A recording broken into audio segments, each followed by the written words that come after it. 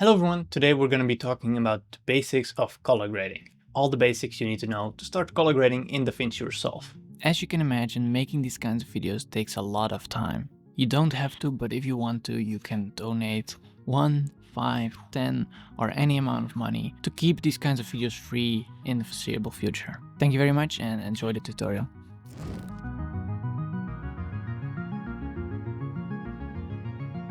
So we're going to jump straight into it, and the first thing you want to find is your color page, which you will find down here with the little color wheel.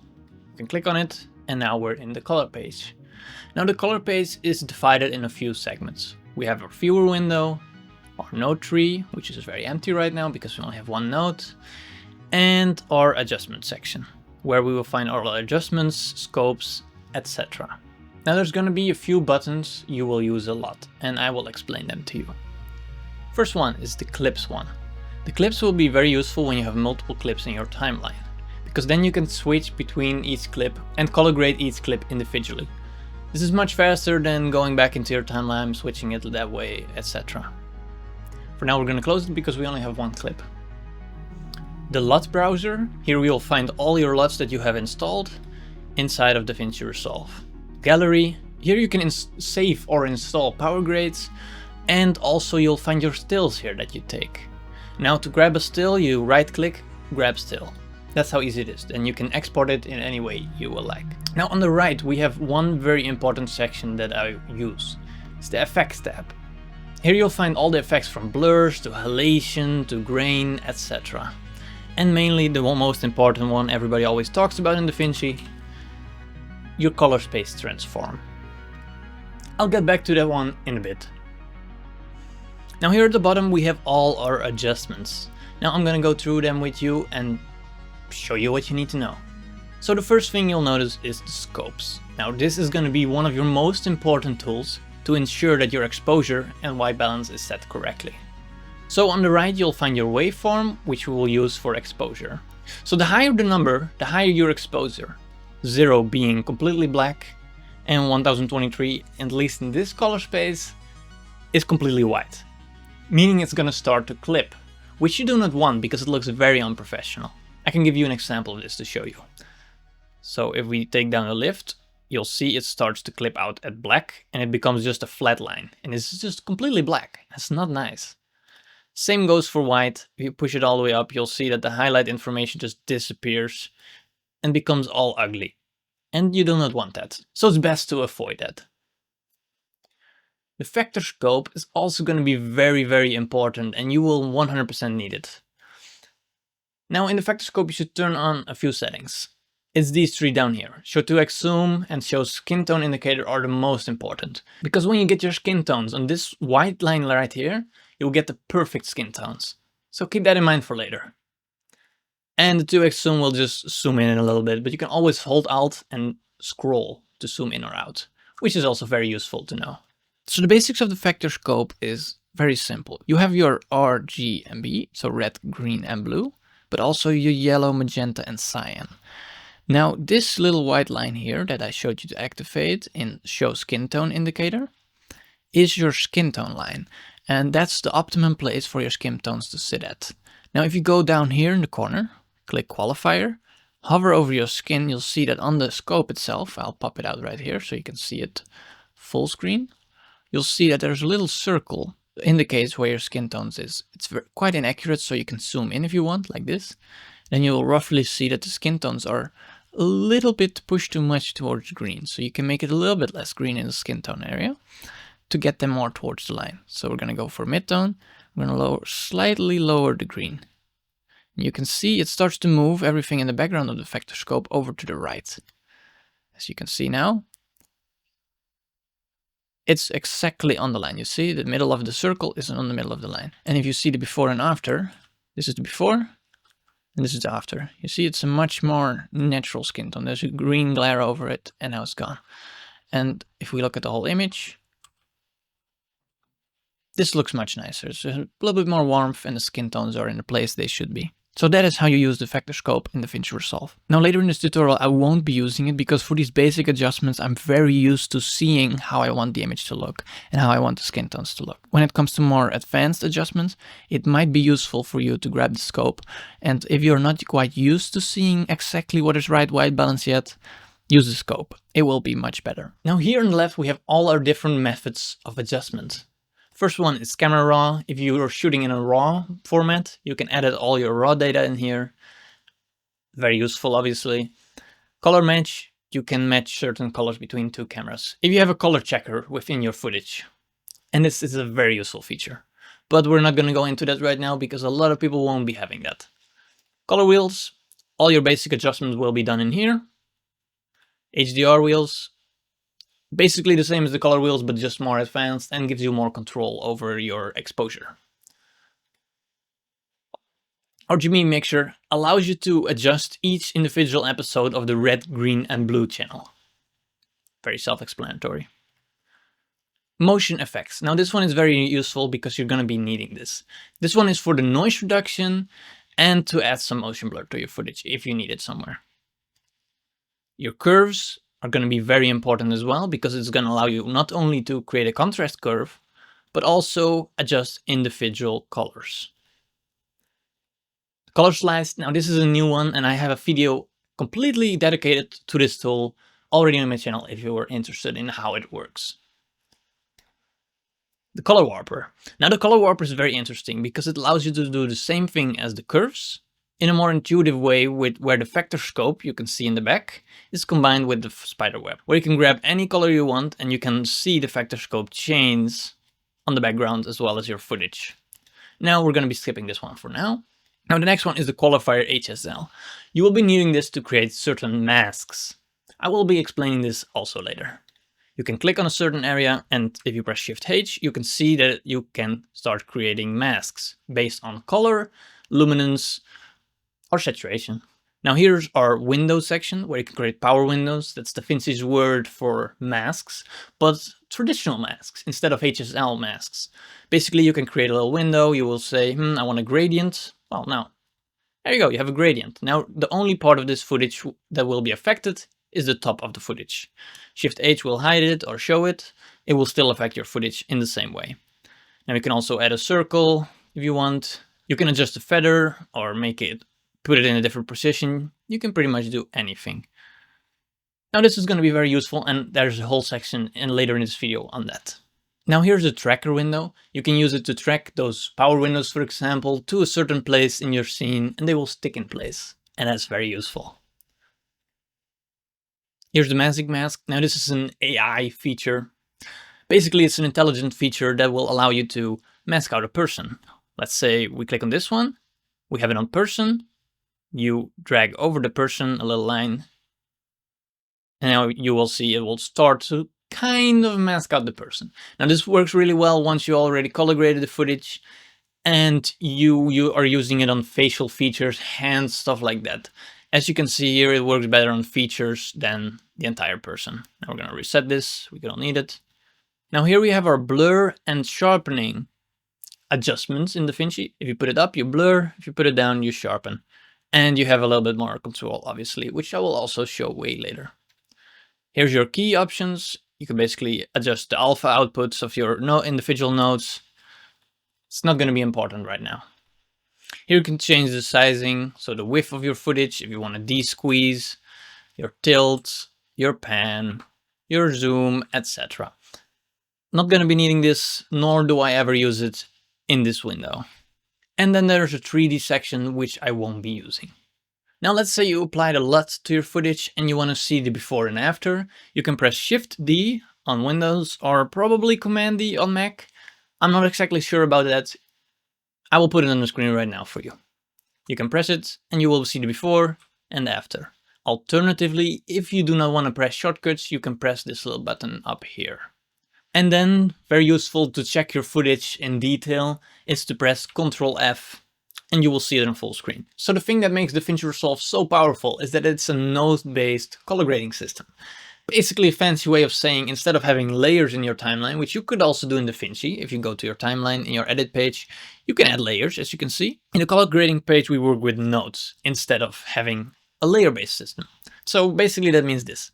This is your input of your image, and that's your output. And this line flows in that direction from little arrow to square. So as an example, in here we can add a LUT by selecting it from our LUT library. Now everything before this, underneath this line, is still log, and everything after is transformed into Rec 709 by the LUT. Now this is very powerful because now you can adjust the log footage underneath the LUT, which you can also do in linear programs, but there's something you cannot do, and I will show you what it is. By clicking Alt-S on Windows, you add a node after, and by clicking Shift-S, you add a node before. These are the basic shortcuts you will need, but you can always click here, right-click the node, add serial, which will add it after, add serial before, we will add it before, add parallel, layer, and outside, which I will come to in a second. Now let's grab this grade for you to really quickly understand these node structures and why it's so powerful. So let's say we have an exposure node, right? And we want to make a mask. Now we do not want to do that mask on the output of our exposure, but on before our exposure, but not really input it into our exposure again. We want to input it into the LUT. Now this is where parallel nodes come into play. It's a bit confusing, I know.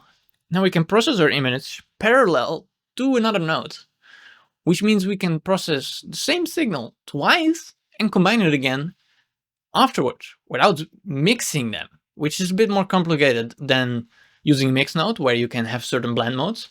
It will actually combine it back into one signal. So what we have here are 3 nodes that you will need for color grading.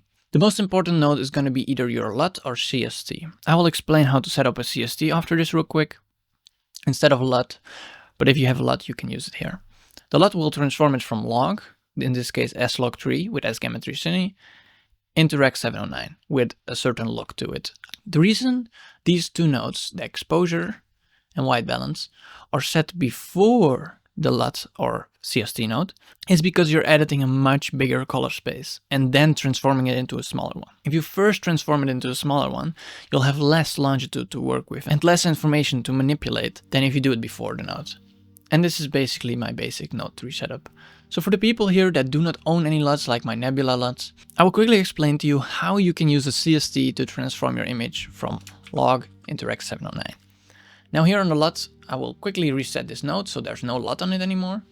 That will greatly change the image. We'll add a color space transform here in the effects tab. Choose your color space, choose your gamma, which in my case is Rec 7 is S-log3. Then you see it doesn't look good. Now you need to choose an output color space, which is Rec 709 with gamma 2.4. And when taking something from log into Rec 709, I highly recommend leaving tone mapping on. Now you see the exposure, etc. is not set correctly anymore, so you will have to make adjustments if you use this. But that's alright, because that's all part of it. So now you have taken your image from log into Rec 709. Now obviously this doesn't give you a stylized look like using a LUT, but it gives you a mathematically accurate transform into Rec 709. Now these are the basic things of the color page you will have to know. The more specific sections and features will be discussed later in the video.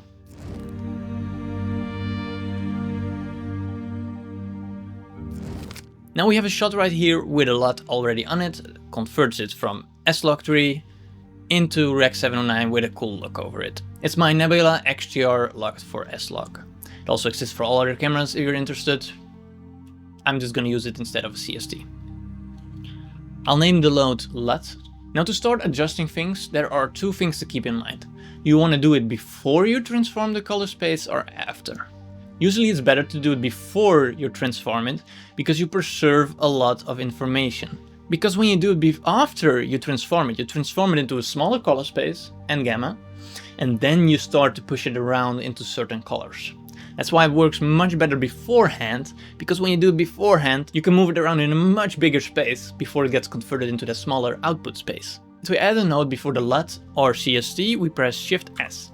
This will add a serial beforehand. You can also right-click, add node, serial before or serial after. Now we're gonna name this one exposure. and we're gonna add one behind it. That's called white balance. We'll both use the primary wheels for this. For the exposure, we're gonna fix our exposure. In the scopes here, you can see that the highlights and the contrast is pretty well rounded up because this LUT converts it into the proper proportions, I would say. I really like this look, but I would want the blacks to be a little bit darker.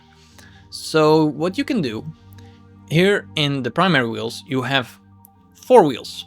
You have your offset, which is gonna be your overall exposure. You have your gain, which is gonna be your highlights. We have your gamma, which is gonna be your midtones. We have lift, which is gonna be the shadows / blacks. Also here you have a shadows and highlights slider. Now these two shadow and highlights sliders can come in useful if these wheels won't quite get you the exposure that you want. Up here you'll find the contrast and the pivots to pivot the contrast from more towards the darker side or more towards the lighter side. Left is lighter, right is darker. As you can see, it keeps the same contrast, but slightly pivots it towards it. And you can very much see that on the scope. If we put it to the right, you see it pivots all the detail to one side. And that's very useful. Here you find your tint to change the tint of your image and the temperature. I would not recommend using this because it's less precise and actually lowers the quality of your footage. So it's better to use your offsets and your wheels for that, which I will show in a bit. Also here you will find your saturation slider. You want to add some saturation or decrease it, you can. Now first we're going to be doing our exposure and I'll show you where I'll start. I think the exposure is overall quite nice. I would maybe want it a little bit brighter. And I would want the shadows to be a little bit darker, while the midtones come up a little bit. And we created a little bit more contrast, as you can see, before and after. This before and after. It's only a minor difference, but this shot really doesn't need much adjustment. You can use the bar below each wheel, as you just saw me do, to control all the individual channels at once. White, red, green, and blue. But if you want to say, the shadows, I want a little bit more blue. I want some blue in the shadows. Now you can grab this wheel, which is very sensitive, as you can see. It goes very quickly. Or you can pull on this little number and add a little bit more blue in the shadows. So let's say we add 0.3. Now the shadows are a little bit more blue. Now I would recommend you do this in the white balance node instead of the exposure node because this keeps it nicely separated. So we're gonna reset this, put it back to roughly 0.4, and we're gonna go in the white balance node and do that real quick. I think the whole shot is a little bit too warm. So we're gonna actually remove a little bit of red and also a little bit of green. We're gonna slowly lower it down to find the right amount. It's a little bit too pinkish still, so we're gonna add a little bit of green. And we went from this to this. As you can see, it does affect the exposure a little bit, but it gives you a nicer result in white balance. Now, as I said, I want a little bit more blue in the shadows. We do it right there. And a little bit more red in the highlights. We're gonna be very careful. And now we went from this to this. We'll remove a tiny bit more blue from the shadows. And we went from this to this, which is a little bit more of a balanced and contrasty image. We went from the LUT alone to fixing our exposure to fixing our white balance. Now the great thing about the primary wheels is their ease of use. They're very easy to use and very beginner friendly. So I highly recommend using these if you're starting out. Now the main issue with the primary wheels is that they're linear. And in the next part, I'm gonna show you how you use the log wheels in the same way, but how they are superior to the primary wheels and how you can use them to leverage the quality of your log footage even more.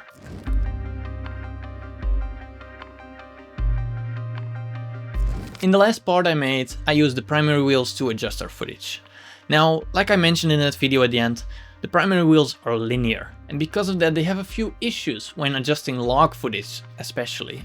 You will lose a lot of detail because it will linearly push a lot of the image on the low end also up while you're pushing up the highlights.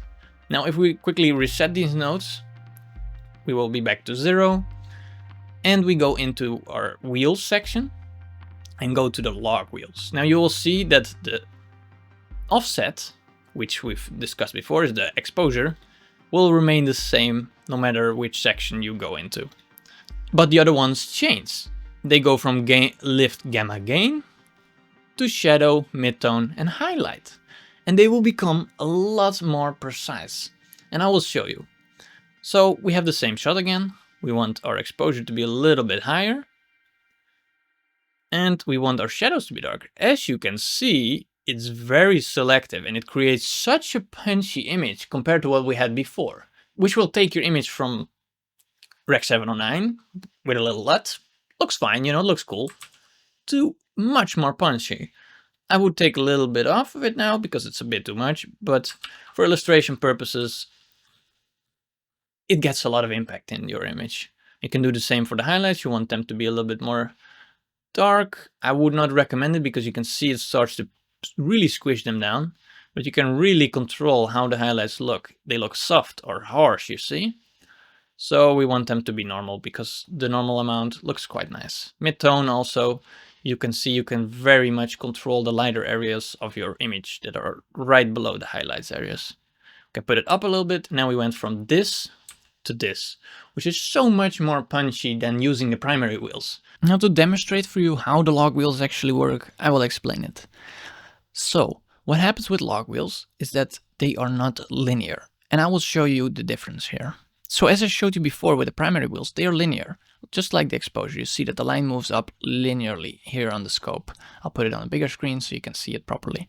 The offset always moves it up and down in a linear fashion. It moves the blacks equally as much as the whites, as the middle part, as any other part of the line.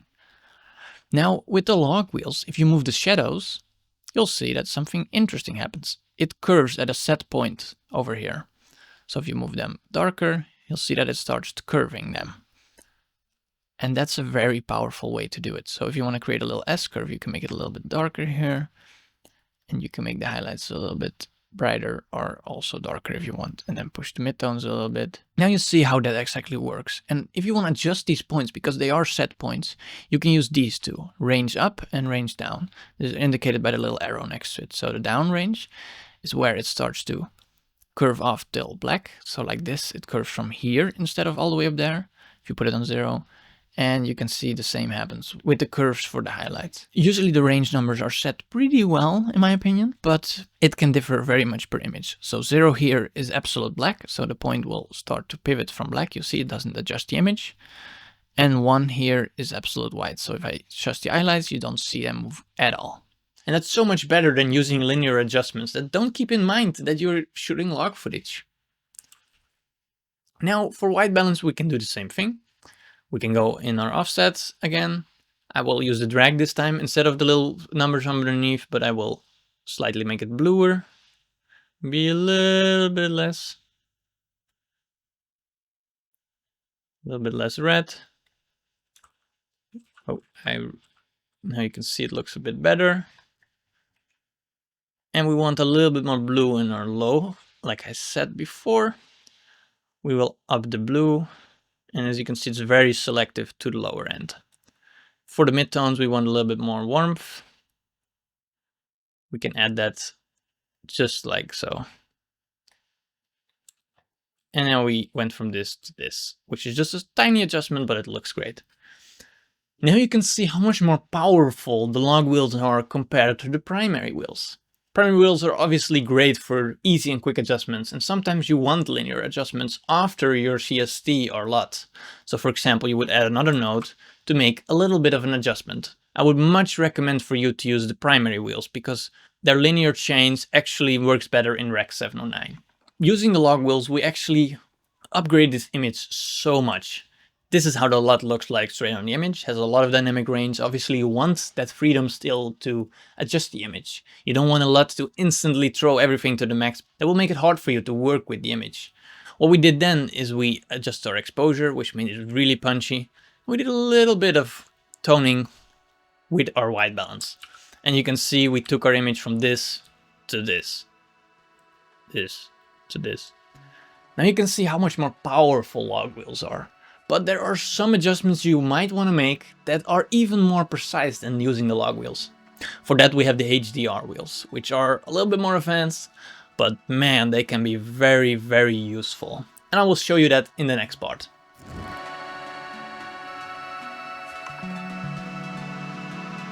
Now here in our project we can see that in the last part I explained how to use the log wheels to adjust our image. And we came up with this pretty cool image, no, I'm not gonna lie, it looks really great. But this time we're gonna use the HDR wheels. We're actually gonna keep the white balance, because I do not like using the HDR wheels for white balance. So we're quickly gonna reset our nodes, but this time we're gonna go into our exposure, HDR wheels. And we can see they look very different. And we have way more of them if we use this window here. Black, dark, shadows, light, highlights, specular, and then we have our global adjustment, which this time is not the same adjustment as your offset. And because of that, it works a bit differently. The wheels also work a little bit differently, so if you want to change your white balance, you can actually use this slider here, if you would want to. I will still recommend doing it in the normal way. Now because of this, we also see that our temperature, tint, contrast and pivot are all moved down here, instead of being up there. Now we're gonna adjust our image just like before, but this time with the HDR wheels, and we can see how precise we can adjust those images. So first we want to up our exposure a little bit again, like I said before. Be very careful not to push it too hard. As you can see, our specular pretty much won't do anything, because not a lot of footage will hit the specular mark to be pushed down.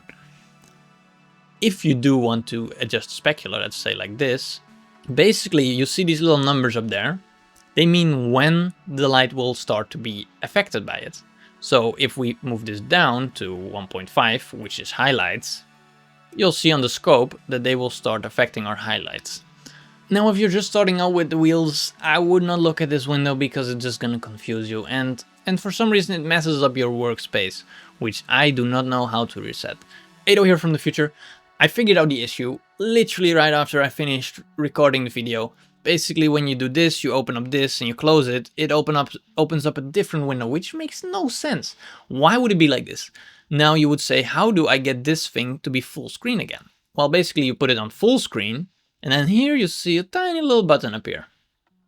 It appears, because when you just close it, you see it disappears again. But when you open it, there it is. Now you can close it, now you close this, and it's back to normal. We're gonna get our exposure at a nice level, as we can see here in the waveform. Now we wanted our shadows to be a little bit lower. We can grab our shadows, lower them slightly, maybe even just the darks, to get them nice and rolled off. Now you notice it adjusts a little bit too much of the shadows here, in my opinion, which you can look at these. You click on the shadow, you see, and then you can adjust the fall off and how much it adjusts. So for this image, we can move this a little bit over to create a little bit more contrast, as you can see. So now it will actually come in handy for me, because now I have a much more selective adjustment. Then we're gonna go into the light section. Make it brighter or not. I do not like it brighter, so I'm gonna go in the highlight section to slightly compress down those little highlights. And then to make it a nice curve, you can always lower down the specular, you know, so it rolls off nicely at least. And you can, you know, play with how it rolls off. So now you will notice that it also kind of desaturated your image. The HDR wheels will do that, because the more you adjust your exposure in them, the more saturation will also lose in your image, which can be a little bit annoying. As you can see, we now adjusted our exposure from this to this, which is much more punchy. Now for a white balance, we can use these wheels as well. See, they are a little bit different setup here. We can now grab our wheel, like we said, make it a bit colder, but you see how quick it adjusts things. So that's not a nice way to do it. In this case, I would just go back to the log wheels like I did before and slightly make it cooler. Because white balance in HDR wheels is not a great thing in my opinion, and it just works much better in the other wheels. So we can adjust our midtone to be a little bit warmer. our shadows to be slightly cooler to get that nice split tone going a bit. Maybe reset the main one.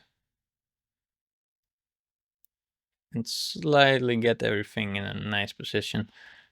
And there we go. We went from this to this, which is not a big difference, but in total, we did quite a bit. We started with an image that looked like this, added our exposure through HDR Wheels, and added a little bit of color through our white balance, but we used the other wheels for that because they are much better for white balance, in my opinion. And I would not recommend using HDR Wheels for your white balance.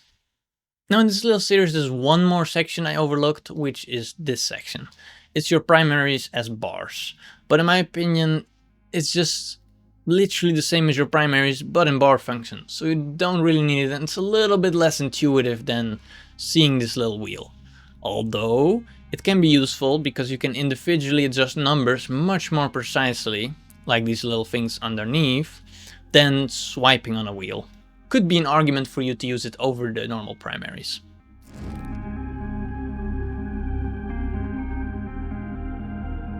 Now this is a very important feature and it's going to make you a much better colorist if you understand how it actually works. Now in the last parts I showed you how to use the primaries, the log wheels and the HDR wheels. Now in my opinion this might be the best way to adjust your image. Now for this I'm going to do it all on one node because that's just much easier. And to find the curves, find this little S curve that you can see here in your toolbar. I'm gonna click on it, and there we pull up the curves. To use this, I like it to be nice and big on my screen, so I put it up here. Over all my tools, as long as I have exposure selective, that's all right.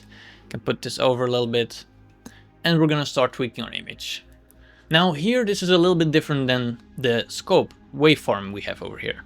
It's more of a histogram. Everything on the left is black, everything on the right is white. Now this is completely the same here. Everything on the left here is black, everything on the right here is white, and it will clip if it goes beyond that. We really want to start off with creating a contrast curve. Now the most basic and most used contrast curve, because it looks very nice, is an S curve. It's this little curve that you also see in the preview window.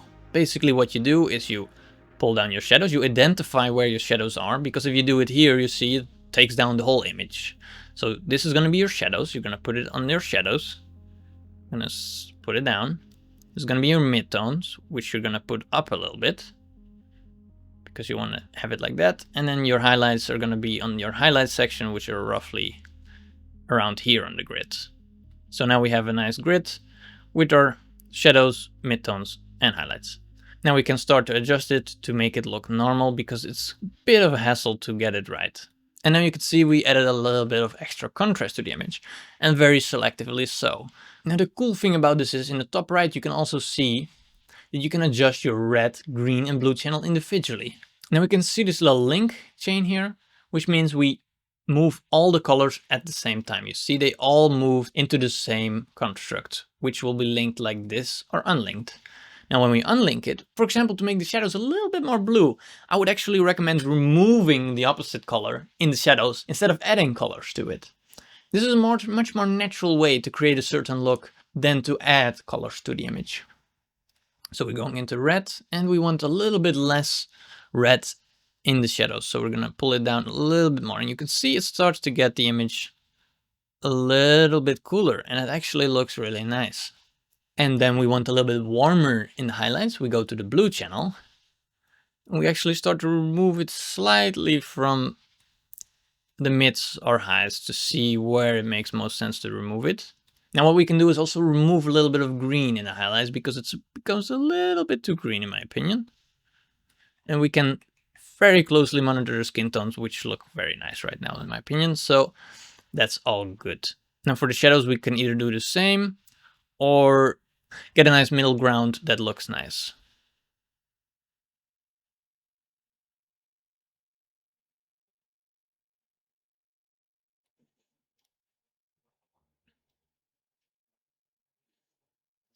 I like it like this a little bit because it adds a little bit of that blue overtone on the image.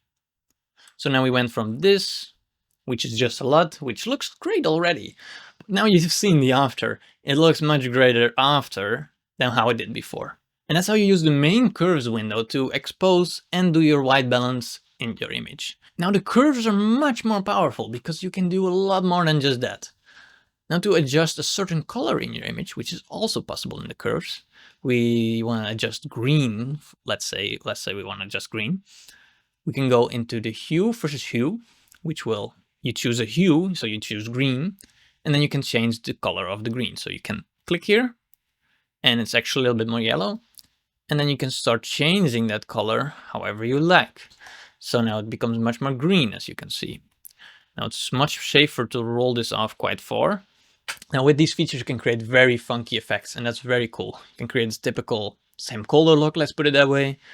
But I like it a little bit more to be very green. But now I find it a little bit too saturated. So how do I desaturate this exact green? I go into the hue versus set. So you pick your hue, also the same area again, make it a little bit wider because that worked very well. And then we can desaturate that certain hue, or make it very saturated, or make it very desaturated. Now you can see where this is going. So you want to adjust your skin tone a little bit. You can add one, which is oddly in not the perfect place for it, but we can add a little bit of saturation to the skin tones to make them a little bit warmer actually. Now we have a little bit of a look going on. If you see the before and after, it's a much bigger impact on the image already, because you can see the moss right here. It's a little bit orange, and it looks much nicer now. And there's much more separation between me and the background.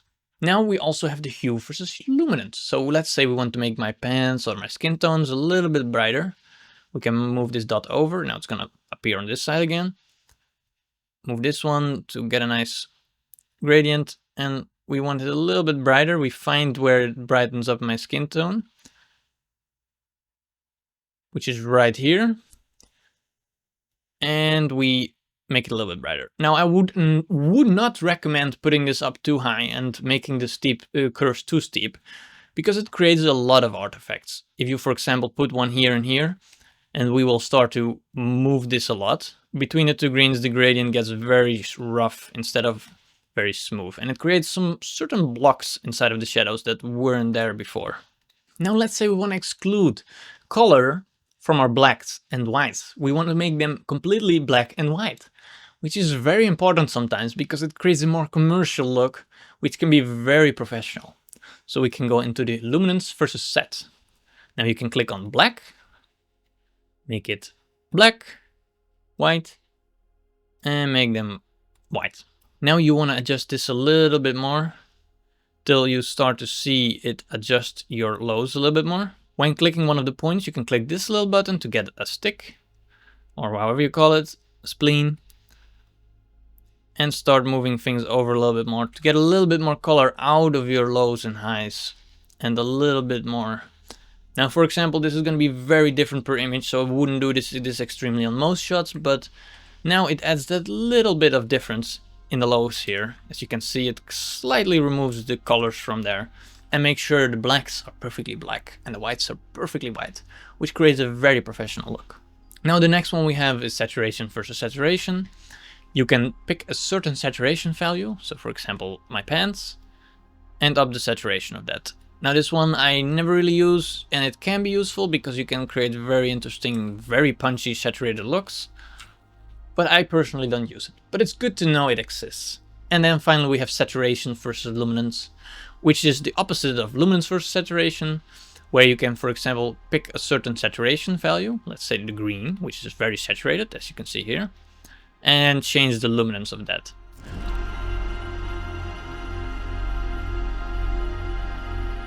Now in the last part, I use the curves and all of the options we have here to create a certain look within my image.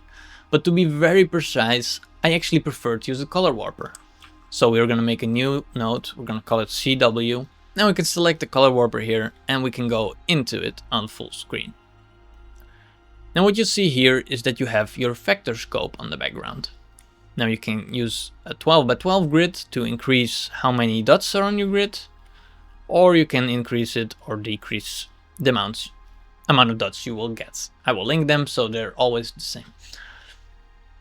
Now here, for example, we want to adjust the green. And if you select your qualifier here, by clicking qualifiers and hover over your green, you will see that where it is. You can click it, for example, and then it will adjust that point. In my opinion, that's not the best way to do it, and I like to move the points from where I want them. Now let's say we want to adjust our blues a little bit, because our blues in the shadows, etc., are not that prevalent. I want them to all to be in a certain type of look. Now let's say we want to adjust this to be a little bit warmer to get that insane split tone look. I'm gonna split this over towards there. As you can see, you can change the hue of things. You can also drag them around, but I like to be more precise. Now the hue changes based on where the dot is in a circle around the middle. The saturation changes based on where the dot is close or far to the middle. Let's grab one that will actually show you. Close or far from the middle. Here the same, close or far to the middle, which you can create very specific looks, as you can see. And the luminance you can change manually by moving this dot up and down, as you can see. Now there are many ways to select things. You can click on this to select the whole web. And for example, you can click one, select the whole circle, outer circle, and for example, adjust how much it saturates, etc., or how much the luminance of all the outer ones is. Now we want to create a very strong look, for example. So we're going to grab this. We're going to make it more orange. We're going to grab this green, make it more orange too. And we're going to grab this one. We're going to desaturate it nicely. We're going to desaturate this one nicely. And we're going to create a certain look. I really like to keep a smooth curve going over, so we preserve a lot of details. Now to add a little bit more blue, we can up the blue in here and see if it changes the image. Now there is a lot of blue, but it's just not really showing up. So we're going to find out what is going to change the image. In here, mainly, we're going to find our skin tones. So there we can adjust our skin tones, make them a little bit more saturated. That's how you can quickly use the color warper to adjust your looks. And it's much more intuitive than using the curves, for example. And I like it a little bit more because of that. So we took our image from this, a very nice looking image, to a very stylized image. You see, it's a subtle change that makes it more monotone, but it can change the mood of the image. It went from a very spring vibed image to a more autumn vibed image. And you can very precisely and quickly dial in looks this way.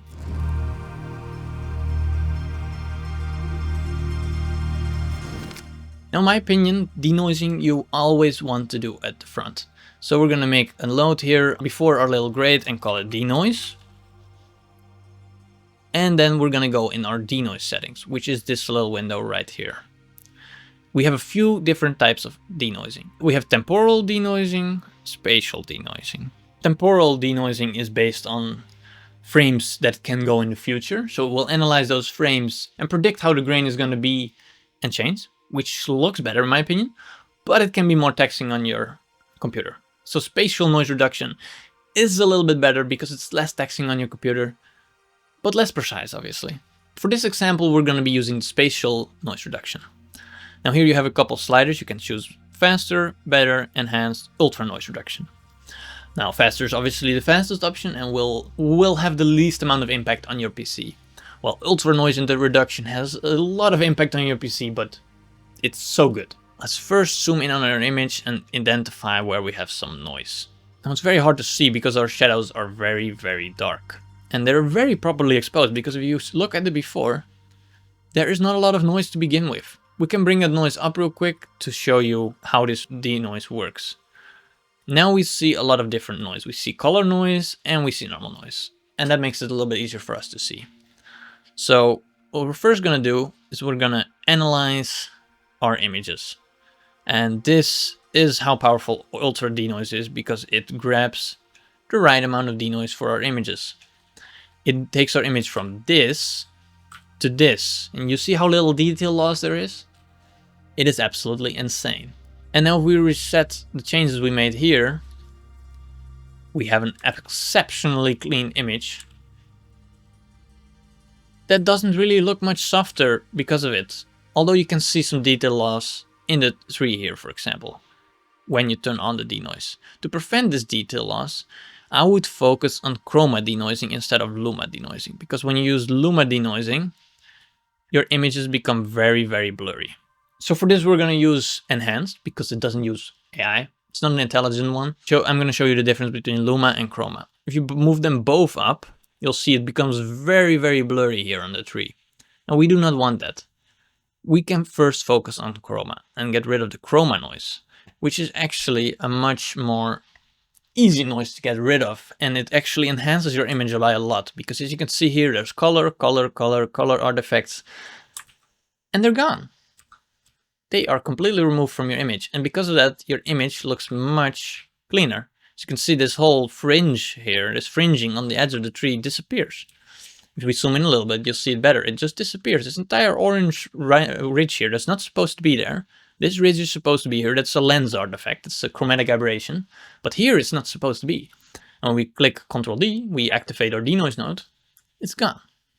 It's much more effective to denoise chroma than luma. But if you still have a lot of noise, for example, right now I don't have a lot of noise, but if you do, you can add a little bit more luma denoising and blend the two together to get a better result. Now for this example, I'm going to just use the chroma denoising because it looks much better. Now this works exactly the same for temporal noise reduction, except that you can pick how many frames it looks ahead to denoise. Because of this, it is much more taxing on your system, as I said, but it has more of an overview of how it impacts your images. Let's say we want to sharpen our image now. This actually I would recommend to do at the end. As you can see, I use a vintage lens, which gives a certain soft look. But let's say you want a little bit more sharpness on your image instead of having such a soft look. Now I would recommend putting your sharpening node at the end of your node tree, after you've transformed it into your final output format. So we're going to pick sharp and we're going to go from there. You can use both at the same time, blur, sharpen, or mist. So we're going to be clicking here on sharpen. Now we have blur, sharpen. And to pull it down, you sharpen the image. To pull it up, you blur the image. So you're going to be very careful to add a little bit of it. Just such a fraction of a little bit. Because if you go too far, as you can see here, it becomes a very muddy image and it does not look professional. As you can see, there's too much detail, too much contrast between certain colors. So 0.485 should be about right. So we went from this, which is pretty soft, to this, which is a little bit less soft. As you can see, this to this. And this can be very useful when you upload videos online, because YouTube likes to compress your sharpness a little bit, get a little bit less detail in your videos. And if you add a little bit more, YouTube will take off a little bit again. You will end up where you started, which is the exact look you want. Now this is basically how you sharpen your images in DaVinci Resolve. Now you can also use certain masking techniques and other tools to sharpen, but this is pretty much the basics. And you don't have to add that much sharpening to your image. Like a tiny bit is already enough, as you can see, to impact your footage enough. To put it at 48 like I had, it's already big enough of an impact that you can see this is blurry and now it's sharp. So that's how you can reduce noise in your image as well as sharpen it.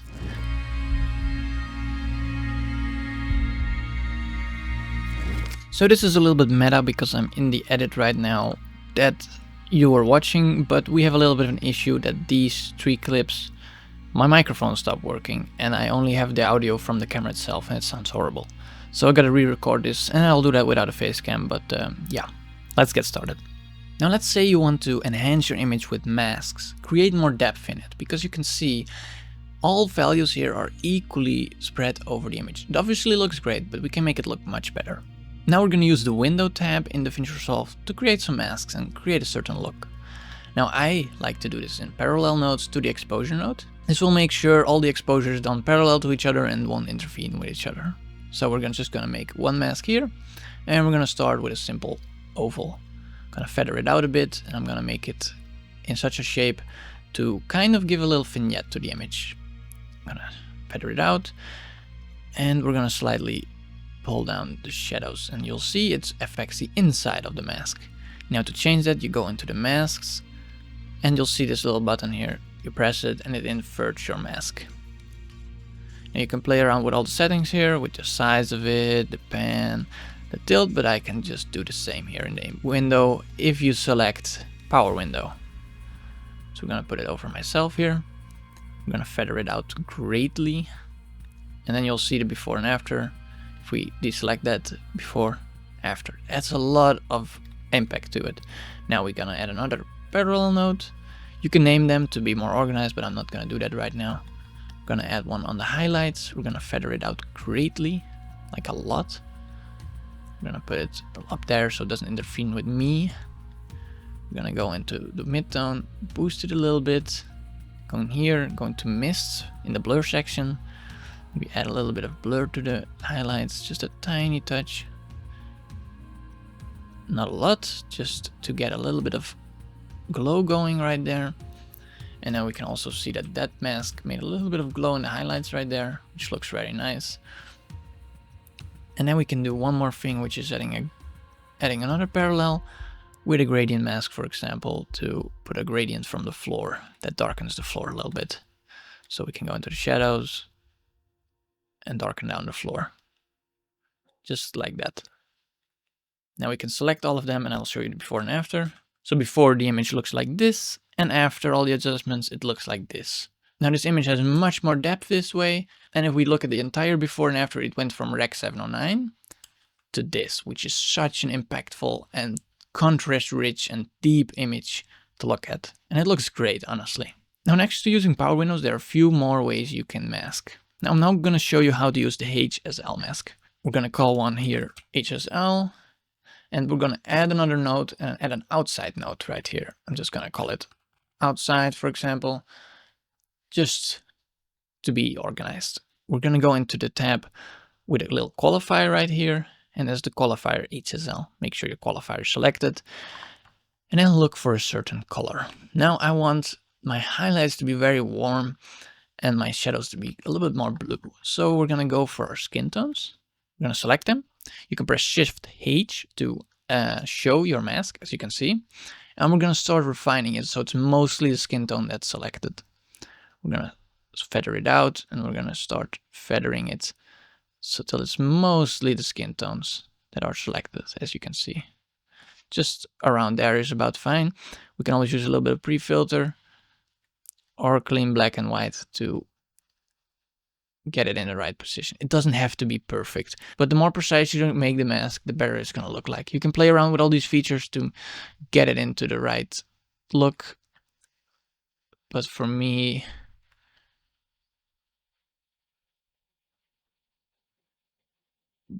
it's roughly right like this.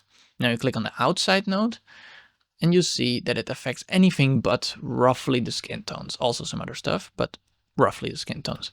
Now to be more precise, you can always feather it out more.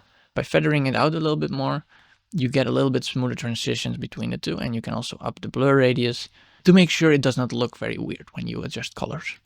Or it can go in here, and you can go on the offset, for example, and make it more blue. Now you'll see that that changed the image drastically. It turned it much more blue. So we're gonna slightly lower the effect. And now we're going to look at the before and after of it. If we click on Shift H, it turns it off. It took the image from this to this, which if you look closely, creates a great deal of separation between me and the background. Although using HSL can create a lot of artifacts again, which means you get a lot of color noise in your image. So be careful with that. But that you can see that it creates a very strong contrasted teal and orange look in the image, because we took it from this to this, this to this. You'll see the intricate details in the color changes between these two colors here. This blue was greenish, as you can see here. And there's much more contrast between the two, and it looks much epicer, as you can see here. And that's how you, for example, can use the HSL masking to create more color contrast in your image. But you can use it in many different ways and be creative with it. Now there's one more mask that I didn't talk about, which we can add here. We'll call it MM for Magic Mask, and that's this section over here. Now a Magic Mask is basically an quote-unquote AI-driven feature that can allow you to mask out people as well. You can use it for people, but also for objects, for example. Let's say we want to mask, specifically we want to mask this tree here. You draw a line on this tree, and now we can click Shift H to see the mask. And as you can see, it roughly selected a tree. It looks all right. You can redefine the mask a little bit to get it better, etc. But it's also a very powerful feature. And this way you can also adjust individual objects. Let's say we want this tree to be a little bit brighter, but not the things around it, you see? We can up the brightness of the tree a little bit to make it stand out a bit more in the image. Now this tree stands out a little bit. Let's add another one, shall we? We add it in parallel to not adjust. So everything gets processed besides each other. Let's organize it nicely. And let's use this one on the person, for example. So me. We select entire person, not features, where you can be, very precise. I'm going to click person. I'm going to draw a line on me, and it should roughly start masking me out. You can press Shift H to show the mask. And you see, it's all right. It kind of knows how the person should look like. It's not great, and obviously masking it out by hand is much more efficient. But as you can see, when you start to refine it a little bit, you can kind of get the mask in the right place for you to adjust anything. So we can also put up the midtones of the... So we click Shift H and we will start to adjust the person also a little bit. We'll now see that also the person stands out a little bit more in the image. So now with the magic mask, we went from this to this, which adds again a little bit more depth to the image. And this is such a powerful way of masking out your subjects. Now I will show you all the masks before and after, and you'll see how much impact we can have on an image. Now for magic mask, I need to tell you one more thing. There's one problem. We selected a person right here, right? But what happens if that person moves? You see, it's not selected anymore, and it doesn't even affect the person anymore, as you can see. So for that, you click on the mask at the point you were, and you click this one, track forward and backwards. Magic Mask will start tracking your image. It will take a while, and then you will have your mask tracked. Right now I'm doing the tree, and I'll just not show the person right now. And it also will realize that there's a person walking in front of the tree and make sure it's not affected by it. So now let's stop it because I think I've done enough. There we are. Now we can activate this mask real quick, just so you see. There we go. But there's a person. Oh, it realizes there's a person and it will actually exclude it from the mask. You see it flickers a little bit and that's all right, but it's pretty good. If we go back to here, we go to the person, do the tracking again. You'll see it's a little bit less accurate, and I do not like doing this with small people in the shot, but if there's a big person, it actually looks really good. But you can always stop it and manually adjust where it moves this little point to, as you can see. And now it will make sure it's there in the tracking point. It's very easy. Now this is the before, just color correction and a LUT that already has a stylized look. And then this is with all the masking we did. You can see how much more punch and depth there is to the image. Obviously this is a very stylized look and very personal, but I like it. And now you know how to use the masks in DaVinci Resolve. So I want to quickly apologize again for my microphone dying in the latter half of the video. Now you should have enough knowledge to color grade your first project in DaVinci Resolve. I didn't go very deeply into each subject, but as I said, it should be enough information for you to get started. Let me know down in the comments if you have any questions or corrections on what I've taught people here. See you all next week. Take care.